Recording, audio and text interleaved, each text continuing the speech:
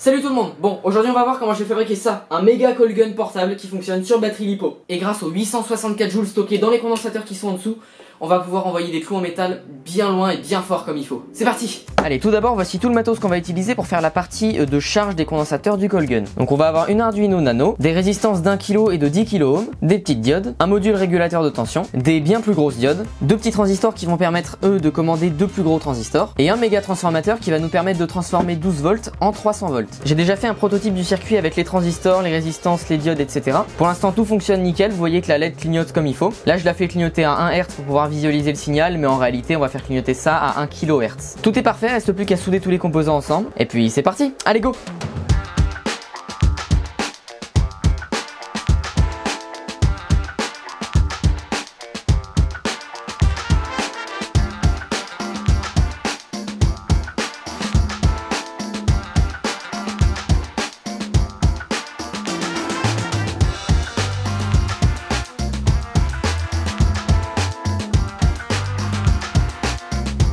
Et ça y est, le circuit de contrôle pour la charge des condensateurs est terminé. Ce qui se passe, c'est que l'Arduino va sortir du courant pour activer un petit transistor qui lui-même va faire passer du courant dans un plus gros transistor qui va l'allumer ou l'éteindre. On a deux petits circuits qui sont exactement les mêmes avec un petit transistor, un gros, quelques résistances. Et chaque circuit est branché respectivement sur la sortie 11 et 12 de l'Arduino. Le programme qu'il y a dans l'Arduino est extrêmement simple, c'est tout simplement allumer là, puis éteindre, puis allumer là, puis éteindre, puis allumer là, et ainsi de suite. Et on peut déjà faire une démonstration à 1/2 Hz. Donc là je branche l'alimentation, l'Arduino s'allume et on a une LED, puis l'autre, puis celle-là, et ainsi de suite.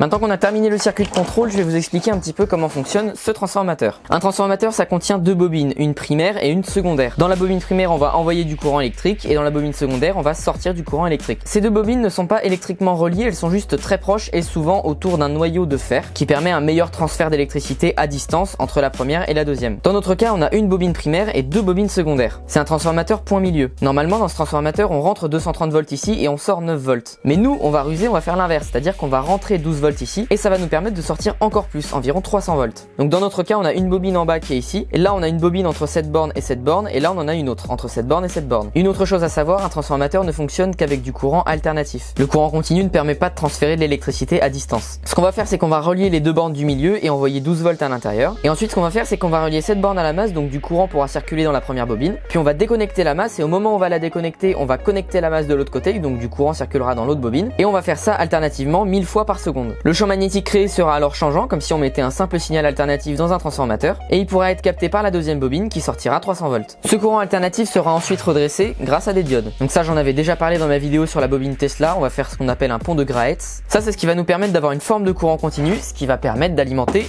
les condensateurs. Des condensateurs comme ça, j'en ai 4 pour un total de 19 200 microfarad. Donc je remercie Valentin de la chaîne Future Prod de m'avoir filé ces condensateurs. Ces 4 condensateurs chargés à 300 volts, ce sera 864 joules, ce qui est quand même pas mal. Maintenant, je vous propose de les relier tous ensemble avec des barres en acier et en fait de fabriquer le coil gun. C'est parti. Donc pour relier ces 4 condensateurs ensemble, on va déjà utiliser deux barres en acier. Vous voyez que j'ai déjà fait quelques trous dessus. Évidemment, il y a toujours 2-3 petits loupés, mais c'est pas trop grave parce que le but c'est d'avoir le meilleur contact possible donc sur les condensateurs. Et par-dessus ces deux rails en acier, on aura cette plaque en bois. Donc j'ai déjà fait des trous dessus puis j'ai poncé les côtés. Donc reste plus qu'à choper des vis diamètre 6 et puis on visse.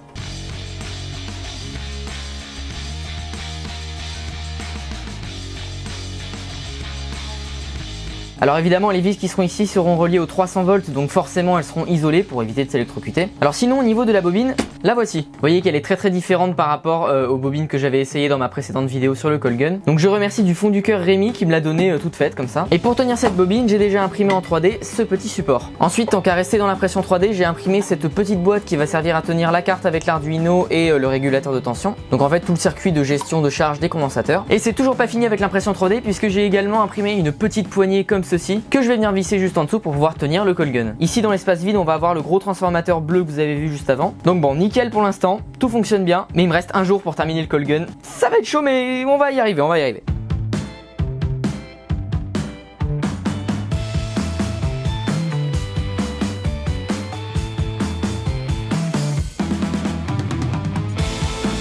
Bon, maintenant que les condensateurs, le transformateur bleu en dessous et la boîte ici sont vissés, il va falloir mettre toute l'électronique dans cette boîte. Pour avoir une idée, l'Arduino va venir comme ça. Au niveau des régulateurs de tension, en fait j'en ai pris deux. Alors j'ai le premier qui me booste la tension de 12 à 14 volts et puis j'ai le deuxième qui permet d'aller de 0 à 14 volts grâce au potentiomètre que j'ai déporté ici. Et donc ces circuits vont venir en gros se mettre comme ça. Il reste encore quelques trous à faire dans la boîte pour faire passer le potentiomètre, un bouton d'allumage et les câbles qui vont sortir. Mais comme vous le voyez, j'ai déjà fixé une petite prise XT60 ici. Donc comme ça on pourra directement brancher la batterie à l'extérieur. Allez, on a un peu de perçage et de soudure à faire. Go!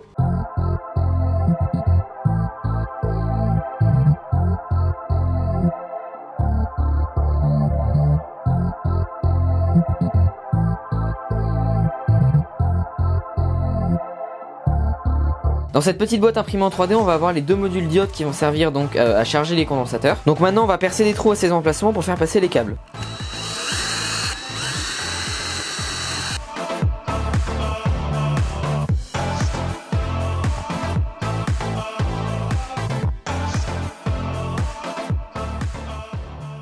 Ok, alors maintenant on va voir comment faire le contacteur, donc ce qui va déclencher le coil gun. J'ai encore une fois imprimé quelques pièces en 3D. Alors on va déjà commencer par voir ces pièces là. On a la vis ici qui passe à l'intérieur du cube comme ceci. Ça vient ensuite se mettre dans le trou qui est là. On peut ensuite rajouter une cosse comme ceci. Et il y a un écrou qui vient par-dessus. On peut maintenant prendre la boîte. Et dans le petit trou qui est derrière, on va mettre une vis. Cette vis sera ensuite reliée à une cosse, mais là j'en ai pas sous la main. Mais imaginez que c'est bien relié à une cosse. On a ensuite cette pièce qui peut venir se mettre à l'intérieur comme ceci. Et on peut ensuite mettre deux ressorts de chaque côté.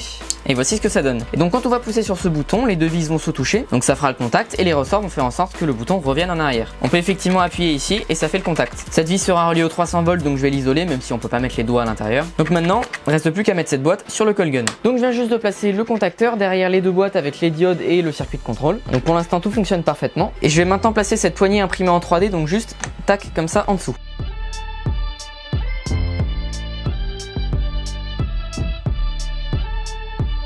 Donc voici la poignée installée, vous voyez qu'il y a quand même les vis qui dépassent, donc ça va falloir que je les coupe, mais là j'ai plus du tout le temps. Donc l'idée c'est que le coil gun on le tient comme ça et avec le pouce on appuie sur le déclencheur. Mais maintenant on va s'intéresser à la partie avant du coil gun. Tout d'abord on a le support de la bobine qui va venir se mettre tac comme ça devant.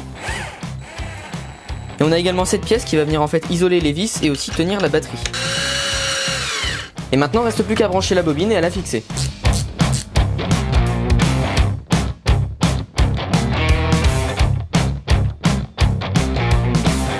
Merci à tous d'avoir regardé cette vidéo, j'espère qu'elle vous a plu. Prochaine vidéo, on teste le coil gun et je pense que ça va être plutôt intense. Abonnez-vous à la chaîne pour ne surtout pas manquer tout ça. Laissez un pouce bleu si la vidéo vous a plu. Moi je vous dis à la prochaine pour d'autres vidéos de dingue et des projets comme ça. Salut!